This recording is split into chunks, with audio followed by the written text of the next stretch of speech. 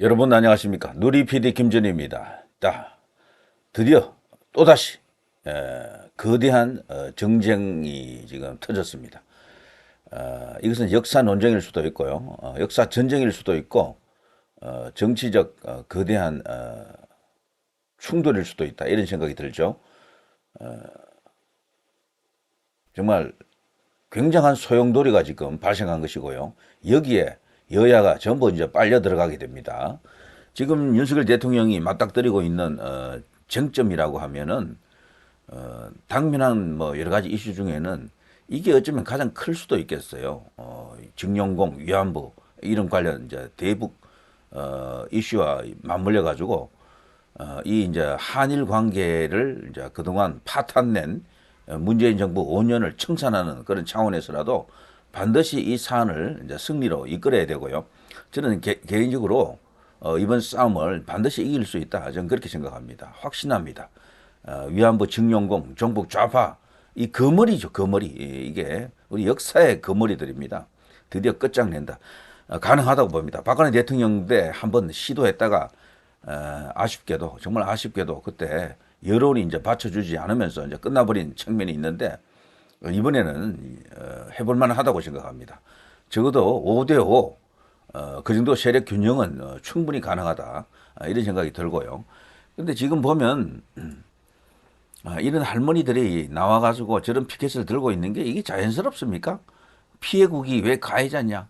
애국적 굴욕 외교, 윤석열 정부 교탄한다. 사법 주권 사수하자. 사법 주권이라고 하는 것은 우리 법원에서, 대법원에서 증용공 배상 책임을 일본에다가 완전히 그냥 물려버렸죠. 뭐 이런저런 뭐 그 설명은 제가 하지 않겠습니다. 충격적인 결과였었고요. 이것은 국제법에서 인정하기가 어려울 겁니다. 우리 같은 경우는 한일 청구권으로서 1965년에 있었죠. 그 당시 금액으로 막대한 그야말로 막대한 배상을 받았습니다. 무상 3억 달러, 유상 2억 달러였는데요. 그걸로 포항제철도 짓고 뭐 경부 고속도로 놓는데도 뭐그 일조했고, 나라를 반석 위에 올리는 종잣돈이 되었던 거죠. 우리나라만 받았던 게 아니고요. 필리핀, 베트남, 뭐 미얀마, 뭐 인도네시아 등등 여러 나라도 다 받았습니다. 이렇게 그 받고 난 뒤에도 이런 식으로 태클을 거는 나라는 우리나라가 유일합니다. 한국인이 원래 이렇게 뒤가 이런 식으로 아주 졸렬한 어떤 그런 행동을 보이는 나라입니까? 아싸리하게 끝날 때는 끝나는 이런 문화가 없었습니까? 우리에게는 끊임없이 사과하라고 요구하거든요. 그런데 제 기억에는 죽은 그 히로히토 천황을 비롯해서 그 일왕이죠, 일왕. 통속의 위험이라 그랬죠. 좀 슬프다는 말이죠. 슬픈 마음이 있다, 이런 말이죠. 그 발언을 시작으로 적어도 일본의 고위, 여기서 말하는 고위는요, 적어도 장관 이상, 총리 포함해가지고 9번인가 이 사과를 했어요, 벌써. 공식적인 사과는 다름없습니다. 히로히토뿐 아니고 그 아들 아키히토도 사과했고요. 그리고 일본의 그 무렵에 그 총리들은 기본으로 한 번씩 이 사과를 했었어요. 엄청나게 많은 사과를 했는데도 저들은 지금도 사과가 먼저다, 이런 식으로 말을 하거든요. 사과하라고 그러거든요. 정말 사과 좋아합니다. 애플을 너무도 좋아해요. 자, 그런데요. 이번에 이 정부가, 우리 정부가, 윤석열 이제 정부가 제시한 이 안은, 박근혜 대통령이 제시한 안도 참 좋았는데 이것도 정말 오랫동안 생각하고 다듬은 아이디어다, 이런 생각이 드는데요. 강제징용 피해 배상 제3자 변제 방안입니다. 제3자. 1965년 한일 청구권 협정으로 혜택을 입은 한국 기업들이 많을 겁니다. 수도 없이 많아요, 제 개인적으로 볼 때는. 여기서 우선 자금 출연한다. 이제 가장 크게 우뚝한 게 바로 포항제철이죠. 일본 정부, 일본 피고 기업 참여 불가 입장을 이제 밝혀주는 겁니다. 여기서는 미쓰비시라든가 이런 어떤 우리 이제 한국 좌파들이 이야기하는 전범 기업들, 이들이 이제 배상을 해야 되는 그 책임을 우리 대법원이 물렸는데, 그것은 일단 면해주는 이런 어떤 아이디어를 짜냈습니다. 그리고 행정안전부 산하 일제강제동원 피해자 지원재단을 통해서 기금을 조성합니다. 그래서 배상금을 변제하는데요. 지연 이자 포함해서 약 40억 원 정도 된다 그러네요. 배상 확정 대법원 판결 피해자와 유족들에게 돌아가도록 한다. 뭐 이런 이야기입니다. 그리고요, 한일 재계 미래청년기금 가칭인데요. 이걸 조성하는 방안은 한일 양국 우호 정진에 공감하는 정경련, 경단련 소속 기업들, 여기서 자발적으로 국가 대 국가가 아니고 정부 대 정부가 아니고요, 이렇게 민간의 힘으로 자금을 출연해가지고 한일 정부 피고 기업 참여 공감대를 형성하고 여기서 미래청년기금을 좀 조성해가지고 한일 청소년 교류나 장학금 사업 등에 활용하도록 한다. 한일 미래 세대를 위해서 앞으로 나아가는 그런 획기적인 어떤 방안이다. 이런 이야기죠. 그러니까 크게 봐서 두 가지를 보면 됩니다. 이렇게 피해자와 유족들에게 직접적으로 돌아가는 40억 원은 제3제 변제 방안으로 하고요. 여기에 그치지 않고 한일 미래 세대, 한국과 일본의 윈인 상호 이렇게 좋아지는 그런 관계를 만들기 위해서 미래 청년 기금을 조성한다 이런 겁니다. 오른쪽에 미래 청년 기금 조성에 대해서는 일본도 완전히 이게 이제 반대할 이유가 없는 거고요. 자, 왼쪽에 여기서는 일본 내에서 다소 논란이 있는 것으로 압니다만 그래도 지금 과거처럼 절대 안 된다 이런 분위기는 아니고요. 상당히 지금 전향적인 자세를 보일 수도 있다 이런 이야기가 나오고 있죠. 미국 바이든 대통령 같은 경우는 뭐 절대적으로 이 안에 지금 찬성을 보내고 있습니다. 이 안이 발표되자마자 1시간 만에 바로 성명서가 나왔죠. 그 정도로 미국에서는 이 한일 관계를 중대하게 보고 있는 겁니다. 미국의 이제 주 외교 안보 축에요. 핵이 과거에는 유럽이었는데 지금은 아시아 태평양이거든요. 그 아시아 태평양 축의 가장 중요한 이슈 중에 하나가 이 한일 관계 복원입니다. 그리고 호주와 뉴질랜드 뭐 여기를 잇는 미국의 나름대로 그 동맹축들이 있는데요. 이것을 전체를 하나로 이제 묶어내자면 좌우지간 대중 중국을 견제하는 그런 카드로서도 그렇고요. 자유민주주의 그리고 이제 친미 국가들끼리 여기에 뭐 나름대로 시너지를 내기 위해서는 반드시 한국과 일본만큼은 이 관계를 풀어줘야 된다. 동맹을 복원시켜야 된다. 이런 이야기들이죠. 저는 충분히 가능하다고 보고요. 이번에 이 안이 그대로 이제 받아들여질 수 있도록 싸워야 됩니다. 좌파들은 이거 절대 인정하지 않고요. 반드시 이런저런 온갖 태클을 걸고 나올 수밖에 없습니다. 자, 지금 보면 이 정도입니다. 제가 여기 어젯밤에 캡처해 놓은 건데요. 여기 이제 MSI 이제 뉴스 포털이잖아요. 거기에 실린 뉴스입니다. 다른 뉴스가 없을 정도입니다. 다른 뉴스가 이걸로 그냥 도배를 했더라고요. 친일 정권의 굴종 외교, 정부 징용 배상안에 야당 야권 반발, 양금덕 할머니 동양 같은 돈 안 받아 우리가 거지냐. 양금덕 할머니라는 분이 뭐 이 내용을 얼마나 잘 알고 계실지 몰라도요. 정말 안쓰럽습니다. 좌파들은 이런 식으로 이 소위 데모하는 시위하는 이 기술들이 발달해 있죠. 그래서 벌써 이 안이 터지자마자 바로 이렇게 동원을 시킨 겁니다. 그런데 이제 본격적으로 이게 이제 가장 큰 이슈가 될 것 같아요. 저들이 장외 집회를 할 때 그동안은 뭐 할로윈이다, 뭐 그리고 정순신 검사다, 그밖에 김건희 여사 뭐 특검이다, 도이치모터스 관련해서요. 뭐 이런 것들로 이제 주로 이제 사람들을 끌어모으려고 애를 썼는데 잘 안 됐어요. 잘 먹히지도 않고 이번에 그런데 처음으로 이들이 대규모 인원을 어쩌면은 동원할 수도 있다라는 그런 자신감을 갖는 이슈가 바로 이거죠. 그러나 저는 저들의 기대치를 100% 충족시키기는 어려울 것이다 이렇게 생각합니다. 자, 누가 보더라도 이번 이 안은 미래지향적인 발표입니다. 미래지향적인 제가 설명해 드린 것처럼요. 그런 어떤 정말 심사숙고하고 많이 생각한 그때 내놓은 그야말로 윤 대통령의 회심의 결단이다. 미래로 나아가기 위한 대결단이다. 이런 생각을 이제 갖게 됩니다. 이걸 할 만한 게 우리나라가 지금은요. 1인당 GDP에서 일본을 이제 넘어섭니다. 쓰고 있고요. 그 종합국력이라는 게 있습니다. 경제만 놓고 보는 게 아니고 뭐 군사력이라든가 외교 안보 이런 것을 뭐 다 합쳐서 이렇게 보는 종합국력이 있는데요. 거기에 세계 기준 우리가 6위입니다. 6위. 이게 대한민국입니다. 한때 해방이 되고 난 이후에 대한민국의 국력은 세계에서 꼴찌에서 세면요 10번째 안에 들어갈 정도로 정말 거지 국가였죠. 거지 국가. 그런 나라가 지금 이렇게 된 겁니다. 일본은 그럼 종합국력이 얼마냐? 8인가 이래요, 8이. 6이 8이. 우리가 드디어 일본을 이긴 겁니다. 그 길 한 겁니다, 그 길. 일본을 이겼는데 뭘 이런 짓거리를 하고 있습니까? 이거 말이죠. 일본에 의해 가지고 침략당한 동남아 국가들, 뭐 대만 포함해서요. 누구도 이렇게 하는 나라가 없어요. 그 어떤 나라도 이렇게 하는 나라가 없습니다. 그들도 우리처럼 침략을 당했기 때문에 뭐 이런저런 불편한 과거가 있지 않겠습니까? 근데 그 100년 전의 이슈란 말이에요. 결국에는 해방 기준으로 보더라도 70년이 훨씬 지났고 유럽에도 이런 일이 없습니다. 그러면 우리 좌파들은 그래요. 유럽 그 독일 같은 경우는 충분히 사죄하고 배상했다는 거죠. 그럼 일본은 그만큼 안 했습니까? 제가 볼 때 했다고 보거든요. 충분히 했어요. 일본은 헌법으로도 아예 무장을 잘 할 수 없게 만들어 놓은 나라 아닙니까? 자유대만 있을 뿐이고요. 그리고 일본 내에 그 여론 자체도 무장 자체를 반대하는 세력이 훨씬 많아요. 여론조사에 보면 그런 국민들이고, 그래서 일본이 다시 어떻게 전쟁을 일으킨다는 것도 불가능합니다. 자유민주주의 국가 아닙니까, 일본은? 과거 2차 세계대전 당시에 그 일본은 군국주의라고 하지 않습니까? 군국주의. 그리고 그때는 천황이 모든 것을 통치할 때고요.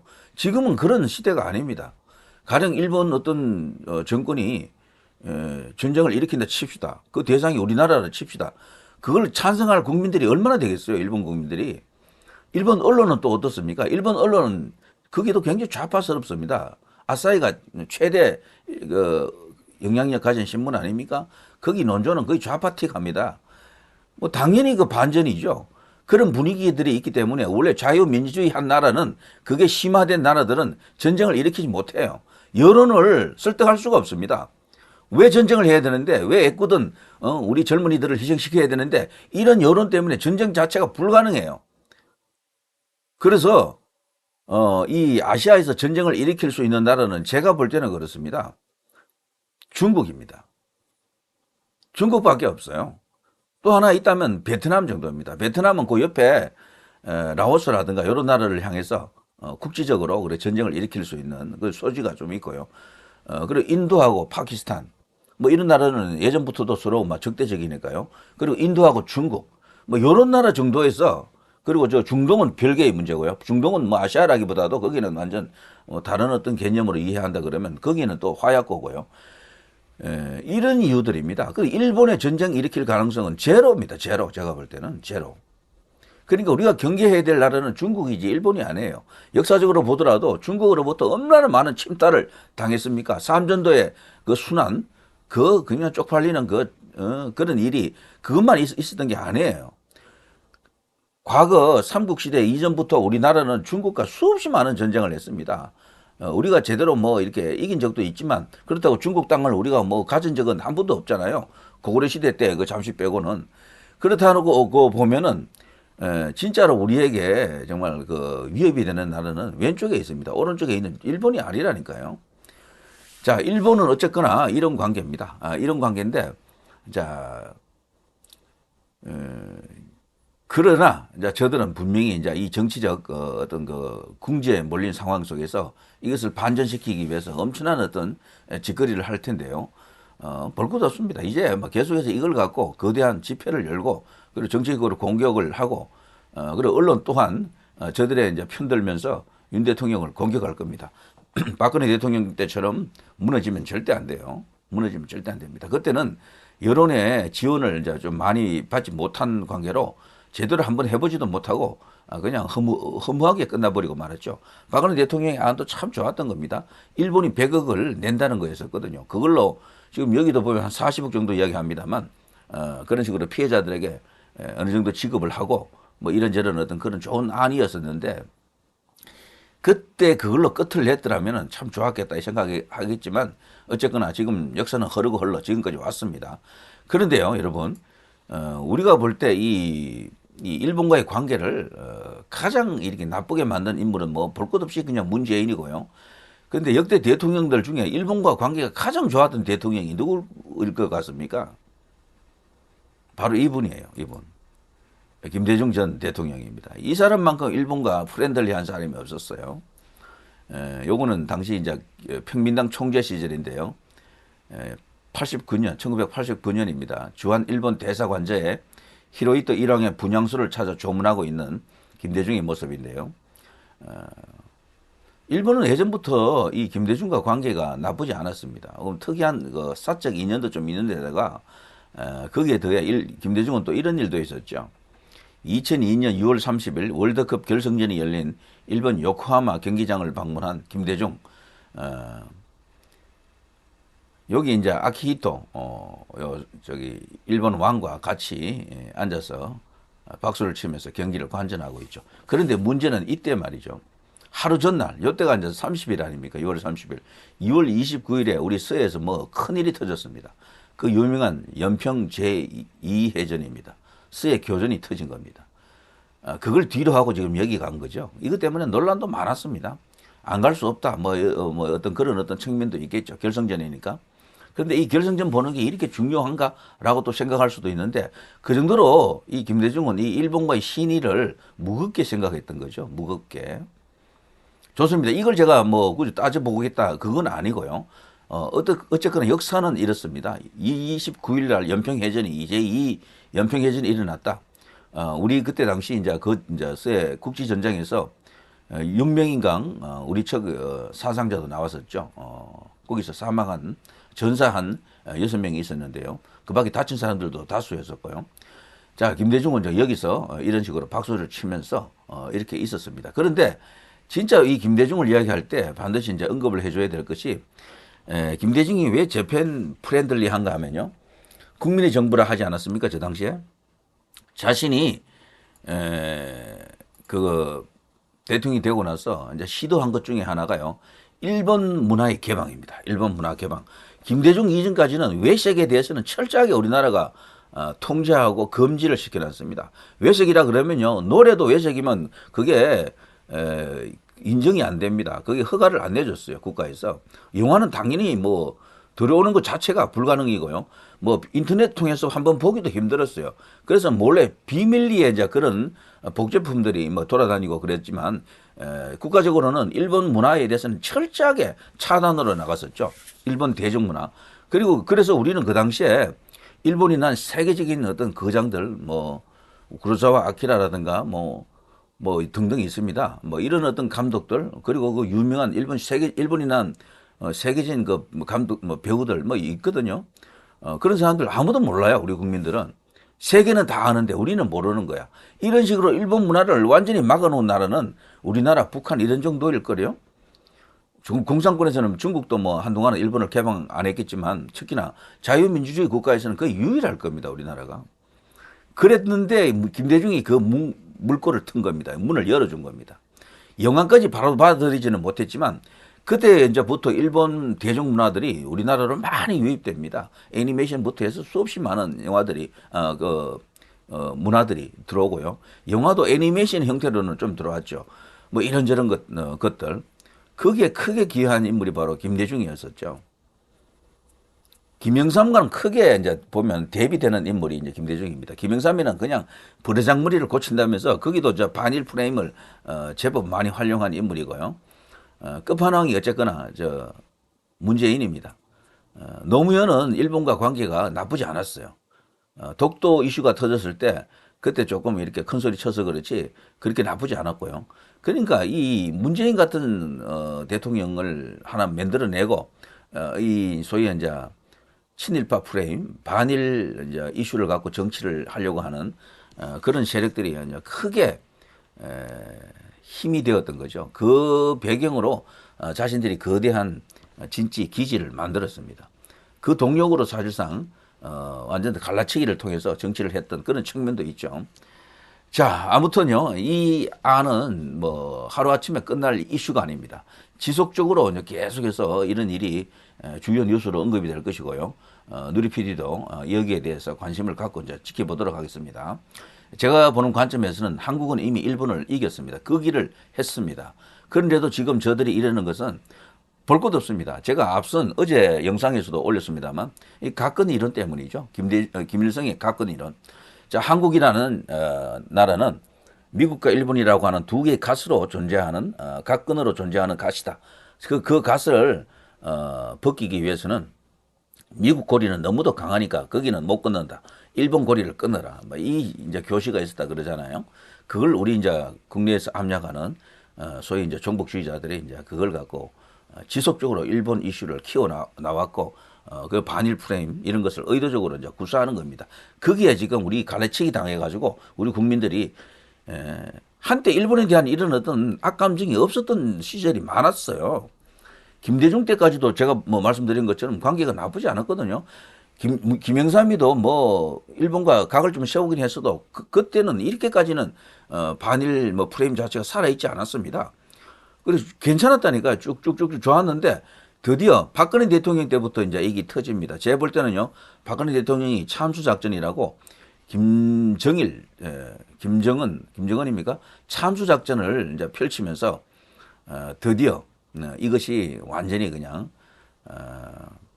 폭발했다. 그런 측면이 있습니다. 그때부터 갑자기 없던 단어였던 토착 외고 같은 이런 단어도 인터넷 공간에서 터지고 그러면서 한일 관계를 완전히 그냥 엉망으로 만들어간 그런 여러 가지 일련의 사태들이 이제 폭발합니다.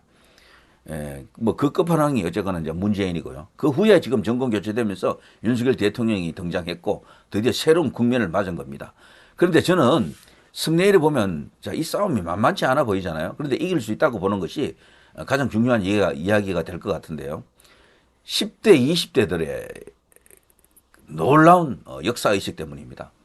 최근에 이 한일 관계 이 여론조사한 그 자료를 제가 하나 보니까요. 일본에 대해서 가장 긍정적인 세대가 10대, 20대들이에요. 일본을 부정시하는 비율이 10%대로 너무나 낮더라고요. 올라갈수록 60대, 70대들도 일본에 대해서는 이 부정적인 게 더 높은데 40대, 50대는 말할 것도 없고요. 30대는 뭐 중간쯤 됩니다. 10대, 20대들은 일본 좋다 쪽이 그냥 압도적이에요. 일본이 싫다가 한 10한 5%? 세계에서 일본에 대해서 이렇게 낮게 적대감을 표시하는 세대는 우리 10대, 20대들이 아마 최상일 것이다. 최강일 것이다. 이런 정도로 생각이 됩니다. 현재 세계 여러 나라 중에 일본을 가장 좋아하는 나라는 대만이죠. 필리핀도 일본을 굉장히 좋아합니다. 과거 일본으로부터 다 침략당한 나라들이죠. 왜 그럴까요? 역사를 제대로 공부하게 되면 일본과 저렇게까지 우리처럼 이렇게까지 적대할 이유가 없습니다. 그거는 조작이고 선동에 가까워요. 전부 정치적 목적이 있는 겁니다. 그런데 저는 이긴다고 봅니다. 그 10대, 20대들이 결국에는 최종적인 캐스팅 보트다 이렇게 보거든요. 60대 이상도 이게 진영 대 진영, 세 대 세, 보수 대 좌파, 이 뭐 우파 대 좌파 이런 식으로 끝판왕급 대결을 벌이게 되면요. 결국에는 여론조사에서 어디가 더 세냐, 어디가 더 크냐 이걸로 이제 판가름 납니다. 저는 이 큰 힘이 우파에 있을 것으로 저거 보고 있고요. 충분히 가능합니다. 밀어붙이고 정면 대결을 해야 됩니다. 정면 대결. 10대, 20대들이 여기에 이제 가담해주면 완전히 그냥 승리로 굳힐 수 있다. 이런 생각이 들죠. 그래서 이대남들 정말 중요합니다. 이대남. 윤석열 대통령의 행보 하나하나가요. 지금 이대남들의 마음을 이제 휘어잡고 있다 그럽니다. 그래서 승리가 충분히 가능하다. 이런 생각이 들죠. 자, 그 밖에 다른 요인도 있습니다만 미국과의 관계를 생각해서도 그렇고요. 여러 가지 두루두루 이제 고려한다 그러면 윤석열 대통령이 이번에 내린 이 대결단이야말로 나라를 그야말로 반석 위에 올릴 수 있는 길입니다. 우리는 이미 일본을 이겼습니다. 극복했습니다. 그 길이 된 상태에서 이렇게까지 거머리처럼 발목을 잡고 저런 식으로 피를 쪽쪽 빨아먹는 세력들 처단해야지만이 나라가 바로 정상화되고 국가가 정상화되는 길로 갈 수 있다. 이런 생각을 이제 할 수가 있습니다. 자, 여기에 지속적으로 제가 가끔씩 이제 관심을 갖고 업로드하도록 하겠습니다. 여러분 대단히 감사합니다.